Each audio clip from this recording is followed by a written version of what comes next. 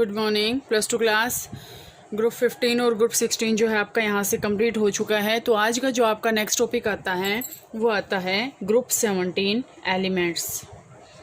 Group 17 elements. और आपको जैसे 10th क्लास के लेवल से आपको ये बात पता है कि ग्रुप 17 एलिमेंट्स को हम क्या बोलते हैं, दीज आर कॉल्ड हैलोजन्स।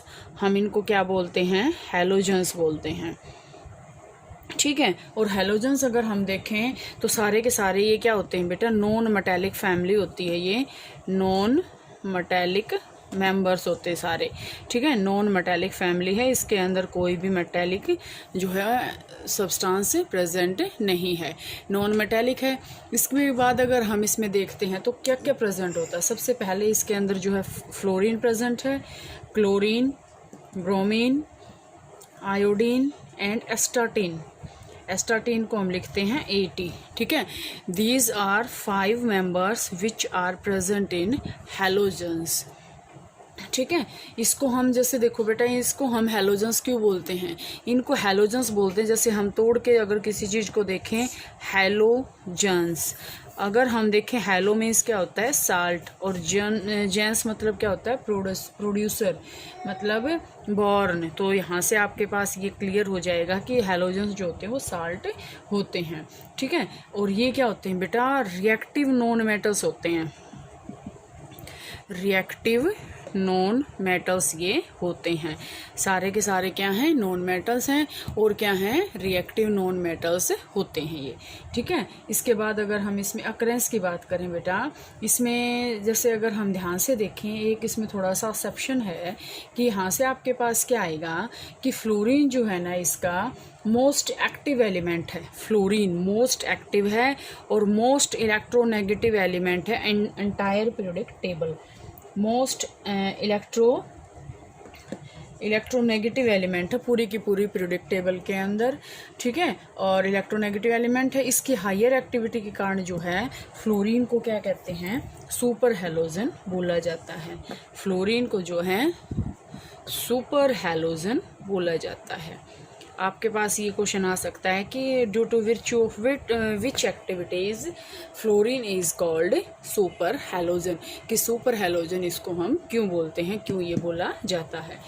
तो इसमें आपके पास और क्या है, इसके जो लास्ट मेंबर है एस्टाटीन, ये आपके पास क्या होता है, रेडियो एक्टिव एलिमेंट होता है। रेडियो एक्टिव एलिमेंट क्या होता है, जो बहुत ही कम अमाउंट में जो है प्रेजेंट होता है। तो यहाँ से ये रेडियो एक्टिव एलिमेंट है। अभी इसमें मैंने आपको बताया है फ्लोरीन क्या है, क्लोरीन, ब्रोमीन, ये सबको पता है। फ्लोरीन की कुछ एक प्रॉपर्टी हैं, एस्टाटीन की प्रॉपर्टी है रेडियो एक्टिव है, फ्लोरीन की हाईली इलेक्ट्रोनेगेटिव एलिमेंट है। और इसको हम इसी के कारण हायर एक्टिव रिएक्टिव भी है और हायर इलेक्ट्रोनेगेटिविटी को भी कैरी करता है। इसके कारण हम इसको क्या कहते हैं, सुपर हैलोजन जो है हम इसको कहते हैं। इसके बाद अगर हम इसकी अकरेंस देखें बेटा, तो ये जो एलिमेंट्स होते हैं ये किस फॉर्म में अकर करते हैं। अगर हम इसकी अकरेंस देखते हैं तो अकरेंस की बात करते हैं हम। अकरेंस में आपके पास इसमें क्या क्या आएगा, अकरेंस सबसे पहले हम बात करते हैं फ्लोरीन की।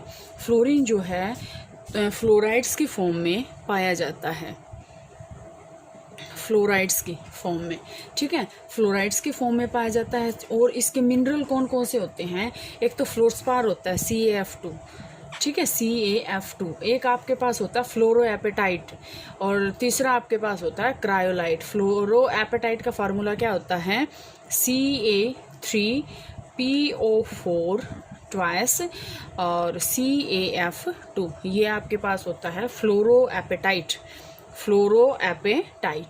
और क्रायोलाइट का क्या होता है, Na3 एल्यूमिनियम F6। ये आपके पास होता है फॉर्मूला क्रायोलाइट का, ठीक है। फ्लोरीन जो है सोइल के अंदर साल्ट्स के फॉर्म में भी जो है स्मॉल अमाउंट में पाया जाता है, और बोन्स में, टीथ ऑफ एनिमल्स में, ठीक है, यहाँ से ये पाया जाता है। अर्थ क्रस्ट के अंदर ये सिर्फ 0.07% जो है पाया जाता है। इसके बाद अगर हम बात करते हैं क्लोरीन की, तो क्लोरीन यहाँ से आपके पास किस फॉर्म में पाया जाता है बेटा, क्लोरीन आपके पास किस फॉर्म में पाया जाता है, यहाँ पे क्लोरीन की अगर हम बात करें तो यहाँ पे क्लोरीन जो है वो क्लोराइड्स के फॉर्म में पाया जाता है। और मेन इसके क्या हैं, जैसे यहाँ से NaCl है, रॉक साल्ट, या फिर हम इसमें बोलते हैं कैरेनलाइट, ठीक है। कैरेनलाइट का फॉर्मूला क्या होता है, KCl MgCl2.6H2O, ये आपके पास होता है कैरेनलाइट। और इसमें आपके पास एक और होता है स्वाइल वाइन। स्वाइल वाइन का फॉर्मूला स्वाइल वाइन, और आपके पास एक होता है KCl, ठीक है। ये आपके पास है कि ये जो क्लोरीन है इस फॉर्म में ये पाया जाता है। इसके बाद अगर हम बात करते हैं ब्रोमीन की, तो ब्रोमीन आपके पास किस फॉर्म में पाया जाता है, ये आपके पास पाया जाता है अर्थ क्रस्ट में कंबाइंड फॉर्म में पाया जाता है। जैसे हम सोडियम ब्रोमाइड NaBr की फॉर्म में, KBr की फॉर्म में, MgBr2 की फॉर्म में, ये जो है कंबाइंड स्टेट में जो पाया जाता है। अगर हम आयोडीन की बात करें तो आयोडीन जो है कभी भी फ्री स्टेट में नहीं पाया जाता, ये भी जो है कंबाइंड स्टेट में ही मिलता है। और किस फॉर्म में मिलता है, ये आपके पास होता है बेटा, एक तो आपके पास होता है NaIO3, और इसको हम क्या बोलते हैं, NaIO3 को हम क्या बोलते हैं बेटा, इसमें इसका नाम होता है NaIO3 का सोडियम आयोडेट, सोडियम आयोडेट, ठीक है, सोडियम आयोडेट। और जो आपके पास अगर हम इसमें और बात करें तो इसमें जो है मेन तो यही होता है बेटा, इसके अंदर हैलोजेंस के जो आपके पास हैं कि इस फॉर्म में ये जो हैं पाए जाते हैं, ठीक है। और सोर्सेज जो हैं यहाँ से आपके बुक में भी गिवन है और यहाँ से हम बता भी सकते हैं। तो फर्स्ट अगर हम बात करते हैं बेटा फिज़िकल प्रॉपर्टीज़ की, तो फिज़िकल प्रॉपर्टीज़ में आपके पास इसमें क्या क्या आएगा,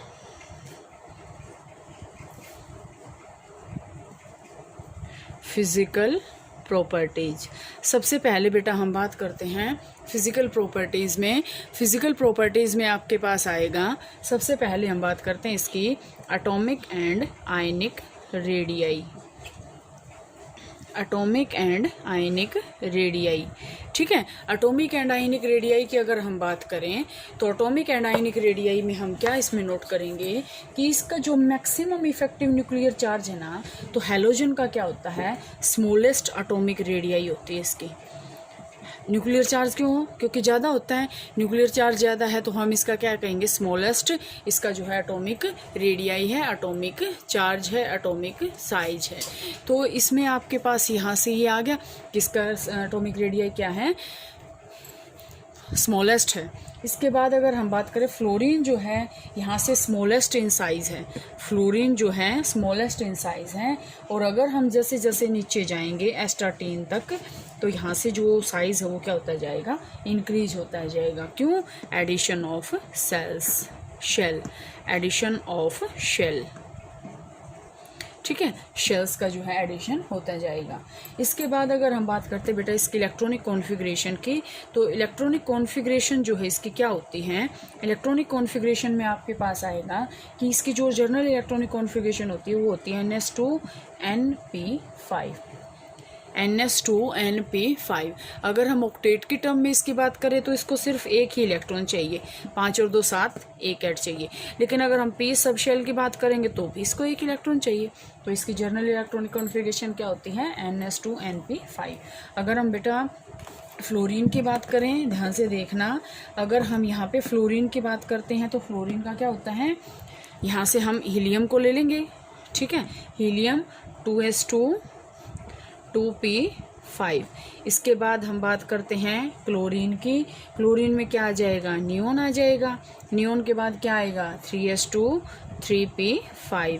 इसके बाद अगर हम बात करते हैं ब्रोमीन की, ब्रोमीन में क्या आ जाएगा, आर्गन आ जाएगी, क्योंकि नोबल गैसेस हम ले लेते हैं ना, 11th में आपको बताया था मैंने। तो आर्गन 3d10 4s2 4p5, ठीक है। तो यहाँ से ये आ जाएगा। अगर हम आयोडीन की बात करें तो आयोडीन में क्या आएगा, क्रिप्टोन आ जाएगा, और यहाँ से क्या आएगा 4d10 आ जाएगा, 5s आ जाएगा, और 5p5 आ जाएगा। अगर हम एस्टाटीन की बात करें तो जिनोन आ जाएगा, जिनोन के बाद यहाँ पे क्या आएगा, 4d के बाद क्या आएगा 4f12, 5d10 और 6s2 और 6p5। तो अगर हमने यहाँ से देखी तो जर्नल इलेक्ट्रॉनिक कॉन्फ़िगरेशन क्या आई, NS2NP5। ये इसकी क्या है, जनरल इलेक्ट्रॉनिक कॉन्फ़िगरेशन। इसके बाद इसकी जो नेक्स्ट आएगी वो आएगी आयनाइजेशन एंथैल्पी, और बाकी की जो प्रॉपर्टीज़ आएंगी वो जो है कल करते हैं।